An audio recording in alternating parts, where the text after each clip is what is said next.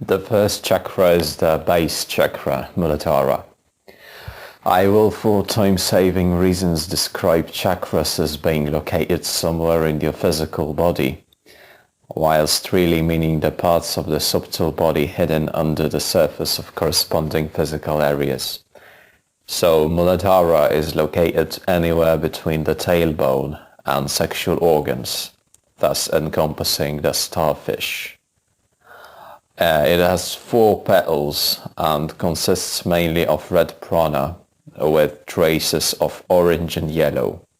If you seek to overcome the attachment to the mundane, for example when you have trouble with financial maintenance and therefore significant amount of your energy is wasted for job search and other uninspiring actions, you need to do some proper working with your base chakra.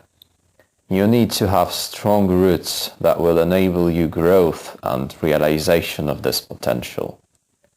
Since Muladhara means root support in Sanskrit, this is the dwelling of Kundalini serpent, embodying our potential for spiritual development.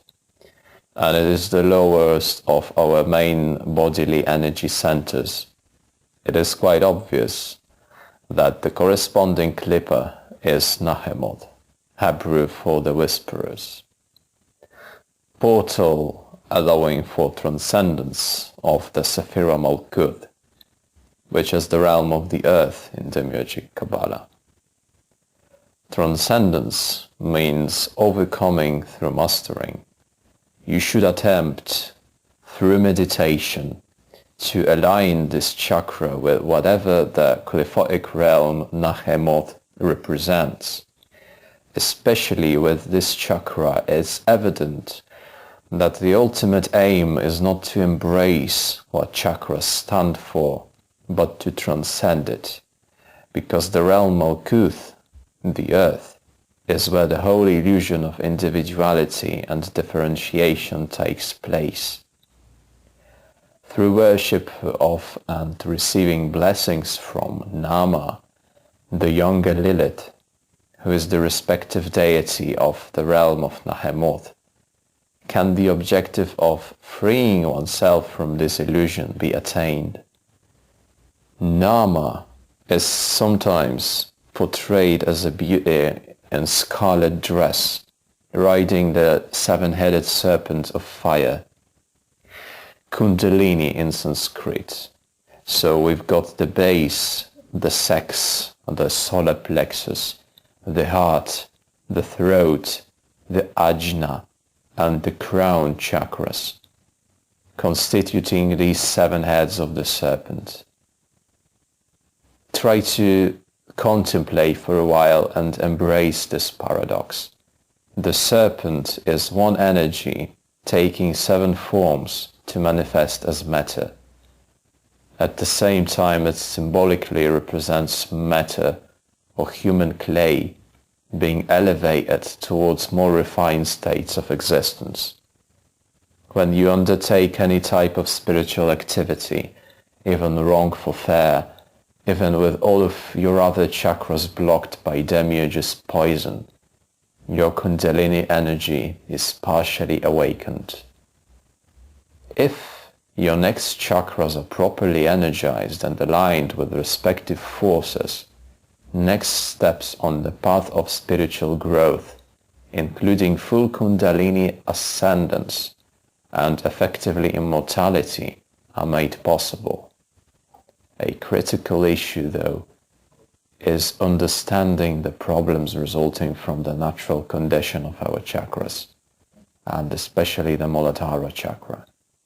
Chakras are in fact not the stages of attainment or any type of a metaphor for various aspects of ourselves, but rather they are anchors tying different layers of our personality to cosmic illusion.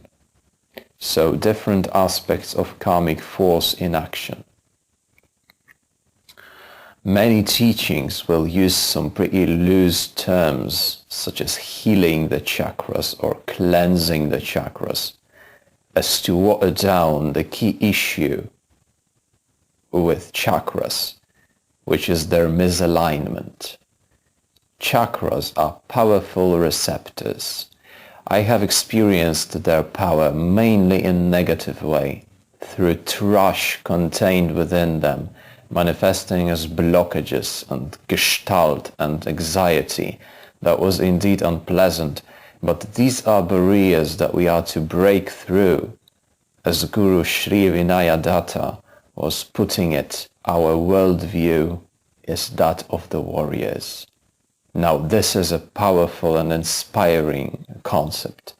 That is why I disdain any kind of warriorish metaphors based in best case and common folk understanding of karma, rather than what it truly is. I am not a pop cultural Satanist, so there is nothing interesting to find in these videos for shitty power-obsessed teenagers. I am not a postmodernist either, because I do believe in the existence of universal truth, which is the karmic law. I am strongly opposed to any type of teaching that sacralizes the true names of deities, embodying actual and diverse currents of the spiritual realm, as to make them all appear as nothing but metaphors, nice symbols to fill with whatever meaning an adept wishes, which tightens the karmic noose on their neck even further. I do not encourage you to bring your chakras back to their natural state, because their natural state is that of passive receptors. I am not generally a naturalist as Laveans are, with their pseudo-Satan representing the stance of indulgence in humanity's animal nature. I find human proneness to follow the weakening demiurgic ideologies rooted in this very animal nature.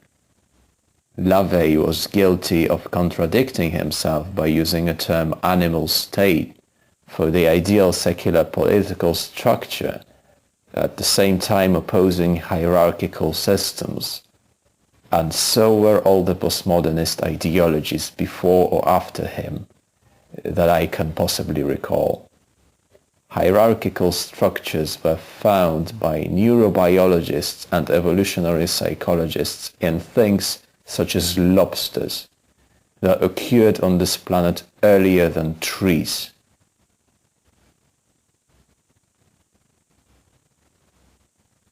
So for clearance, there is nothing in human nature that would oppose the hierarchical structure. Because we need hierarchical structures for survival purposes. And proper work with Muladhara chakra is transcending the grounding within physical reality, so as to take a leap forward and start a genuine spiritual growth.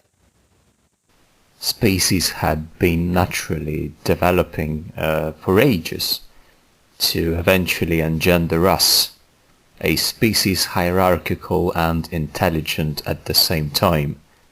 We, unlike baboons, have not the most red-assed, but rather individuals with the thickest wallets as our leaders, but that changes nothing when it comes to the mechanism itself, and those in the top are victims of it to the same degree as those at the bottom. The great teaching is not that of going with the flow, and it's not that of going against the flow either. It's that of swimming out of the river entirely. Becoming the ruler of the world does not change anything. Self-destruction and death don't change anything either. The only thing that matters and that makes a change is your transmutation process, aimed at reintegration with the realm of spirit. This is a fucking difficult process that is completely unnatural and opposing the very nature of man. And with the very first stage with Muladhara chakra, it is very visible, because it's getting loose of the grounding within the natural world that is taking place.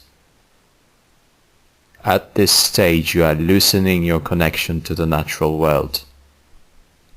You are letting go of that anchorage that seems like something so self-evident that it doesn't even have any proper definition, and yet you are doing it carefully, as your goal is not to destroy yourself on a biological level, but to give yourself enough time to explore the spiritual realm and realize that you are and always have been a part of it, provided that is actually the case. Undergoing all the stages of spiritual attainment is full Kundalini ascendance, and its consequence might be the Maha Samadhi, which means leaving the physical realm entirely, breaking the archonic circle or the karmic bonds. This happens when you realize that there is no longer anything for you in the causal world, and you reunite with the acausal through a courageous act of self-deification. It has nothing to do with self-annihilation or suicide, because these are the escape tactics or impulses of the weak minds that throw you right back where the weak-minded belong. That means into the material world, still struggling with the same unsorted mess you were dealing before. Only this time it's worse. So Maha Samadhi is one decision worthy of a strong-minded and spiritually developed individual. But lots of sources testify for the existence of individuals becoming Bodhisattvas, as to make it easier for others to take a leap into the acausal. This concept is incarnate in Naamah, the anti-cosmic deity, relevant for Muladhara, and the anti-cosmic impulses within the earth, who's actively presenting this sacrificial approach. We can read it in the materials issued by Temple of the Black Light, one of the very few valuable satanic covens taking form of an institution. There we read that Naamah rides forth on the seven-headed hydra that slumbers within the depth of our very own soul. So she initiates the process of exploring the inner world in search for the keys to the world beyond. It is a trap to make any assumptions on the spirits, for they are quite autonomous in the way that they can in fact manifest as something opposite to what you assume them to be. So beyond utilitarian approach and beyond simple causation, that is a fallacy that we are very prone to. Naamah nevertheless is the keeper of the gates to the path that leads to the realm of Lucifer as the final stage of initiation. She's also the bridge between this and the other world. The first Qliphoth, Nahemoth, is the link between the realm of cosmos and the realm of raging chaos.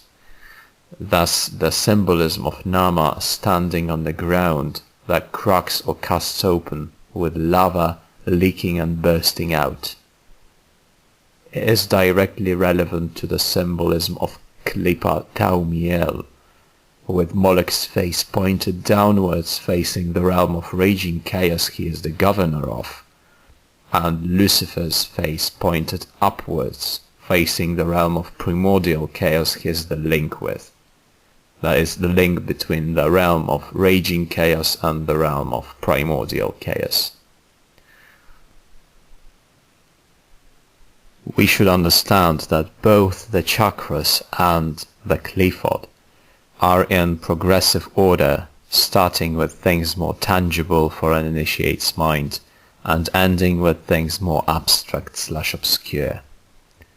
Lucifer Satan is the most abstract and difficult to really understand of all the Qlippothic deities.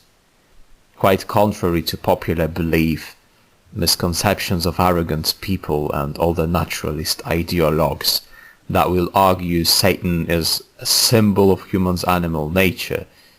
Satan, in the system of thought he belongs, is as remote from humans as possible. Some people have an inclination / talent to grasp abstract and less structurized concepts intuitively. That can be inborn, as in case with many female magicians, or acquired, as in case of people practicing some kind of austerities for prolonged period of time. But this type of detachment is difficult to achieve in the Western world. Anyways, it doesn't change the bigger picture of the aforementioned things. Indeed, it is difficult to solve if it is better to initially focus on lower chakras and the bottom of the Tree of Daath without moving upwards, and if yes, then for what period of time? Like, is there even such a thing as a stage of some substantial understanding of any of these concepts, where we can say, okay, I have mastered this, let's move forward? If no, does that mean that we can start at practically any point because it doesn't make a change due to our limitations? So we need to make assumptions about that anyways. But the general structure is clear. We are moving from more to less tangible, not the other way around, not some New Age or JOS misconceptions where the ray of light enters from the top of your head, filling you head to toe with bullshit. And provided that you are not at the point where, as a result of some violent epiphany, the truth is revealed unto you without your participation, like in a near-death experience or something, you need to be systematic about your work, and especially stepping further away from the younger Lilith, Naamah, who is the visible face of the elder Lilith, towards the elder Lilith is a very decisive step, and you need to be sure you're ready for this. Thus said, I am leaving you with this material, hoping it has been useful in encouragement for practice, as well as with many unanswered questions to which you can possibly find answers in some high quality literature on the subject I provide in the description under the video. Cheers.